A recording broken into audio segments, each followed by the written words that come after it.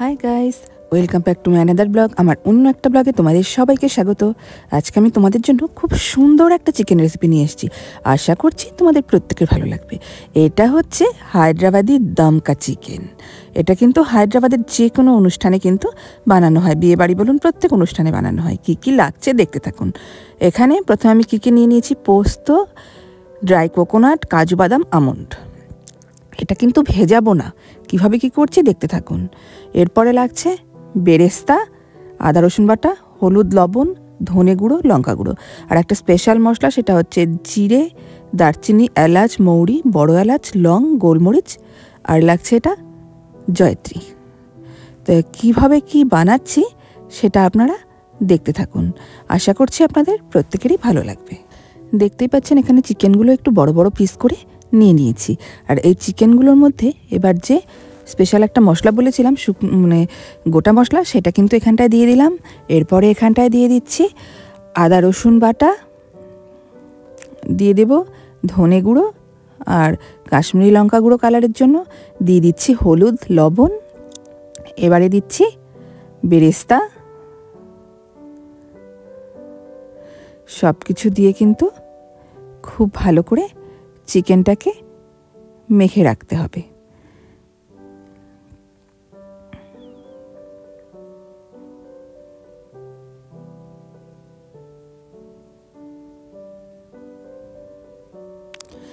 এবারে কিন্তু এখানটায় বেরেস্তা ভাজার যে তেলটা ছিল, সেই তেলটা কিন্তু আমি অ্যাড করলাম। এরপরে এখানে হাফ চামচ মতো ঘি দিচ্ছি। আবারও বলছি, এটা কিন্তু হায়দ্রাবাদের যে কোনো অনুষ্ঠানে বানানো হয়। আর এই রেসিপিটা কিন্তু বানানো খুবই সোজা, তো দেখতে থাকুন। এই দেখুন, সব কিছু দিয়ে কিন্তু আমি ফার্স্ট ম্যারিনেশনটা করে নিচ্ছি। এখানে কিন্তু দুটো ম্যারিনেশন আমাদের করতে হবে। তা প্রথম ম্যারিনেশনটা কিন্তু আমি করে নিলাম। মাখা আমার হয়ে গেছে ভালো করে। এইবারে এখানে একটা ফ্রাইং প্যান বসিয়ে দিলাম। দিয়ে যে শুকনো ইনগ্রেডিয়েন্টস নিয়েছিলাম, পোস্ত, নারকেল, কাজু বাদাম, আমন্ড, সেগুলো এই কাঠখোলায় একটু ভেজে নিতে হবে, মানে ড্রাই রোস্ট যেটা বলে সেটাকে করে নিতে হবে। আর লো ফ্লেমে করবেন, না হলে কিন্তু নারকেল পোস্ত পুড়ে যেতে পারে। তো দেখুন, আমি একদম লো ফ্লেমে কিন্তু এটা নাড়াচাড়া করে ভাজা ভাজা করে নিচ্ছি, যাতে করে কালারটা সামান্য চেঞ্জ হয়। তার 2-3 মিনিট এভাবে কিন্তু লো ফ্লেমে আমি ভেজে নেব। তো দেখুন বন্ধুরা, দেখতেই পাচ্ছেন হালকা হালকা কালার কিন্তু চেঞ্জ হচ্ছে, আর খুব সুন্দর কিন্তু একটা সেন্টও বেরোচ্ছে এটা ভাজার পর।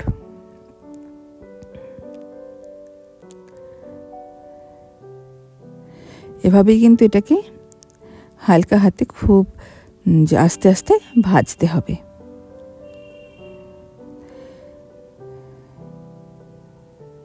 এরপরে এখানে দিয়ে দিলাম কি বলুন তো, দুধ।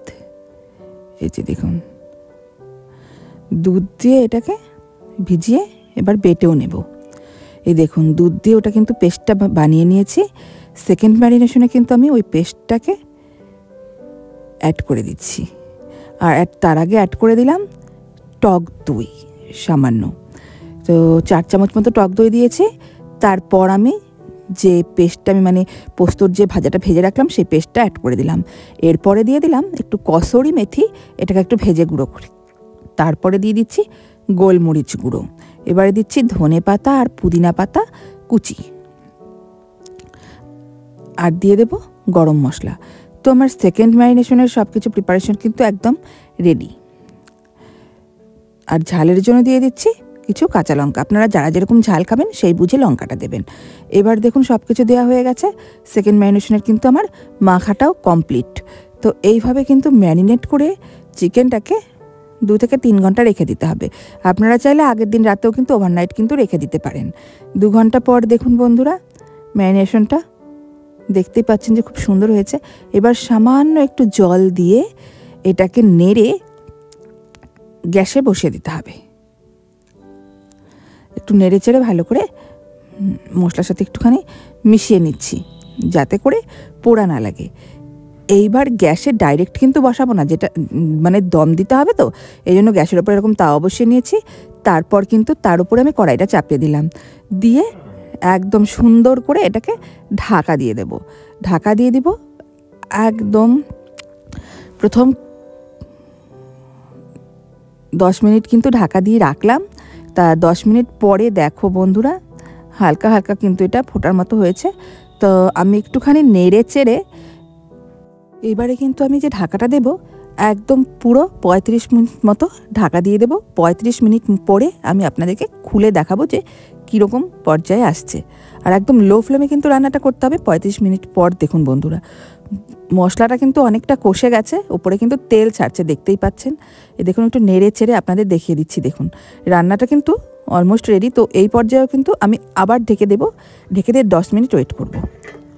তো 10 মিনিট পর দেখতে পাবেন। এবার দেখুন বন্ধুরা, এবার কিন্তু রান্নাটা আমাদের পারফেক্ট রেডি। একটুখানি হালকা নেড়ে দেখিয়ে দেবো আপনাদেরকে যে রান্নাটা কতটা হলো। এই দেখুন বন্ধুরা, গ্রেভিটা কিন্তু একদম ঠিকঠাক। এবারে শুধুমাত্র নামিয়ে সার্ভ করার ওয়েট। তো দেখুন বন্ধুরা, আমি এভাবে সার্ভও করে নিয়েছি, উপরে শুধু একটু পুদিনা পাতা দিয়ে গার্নিশ করেছি। দেখতেই পাচ্ছেন যে কতটা দুর্দান্ত হয়েছে রান্নাটা। আশা করছি প্রত্যেকের ভালো লাগে। এই রান্নাটা আপনারা একবার করে দেখুন, দেখলেনই তো বারবার কিন্তু কোনো রান্না করার ঝামেলা নেই, মানে একবারে মেখে বসিয়ে দিলেই হলো। রান্নাটা কিন্তু খুবই সহজ এবং দুর্দান্ত একটা আলাদা রকম স্বাদ এনে দেয়।